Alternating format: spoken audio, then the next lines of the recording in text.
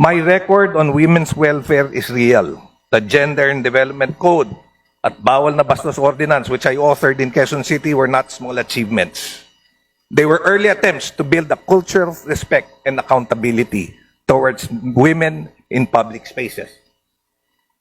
My actions and my past history will show and prove the kind of person that I am. If my colleagues here would like to judge me for one statement that I made, then that is their right. And I respect that right.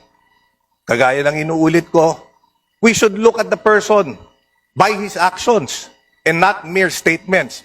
Palagay ko, walang perpektong tao dito. Marami ditong nagsasalita.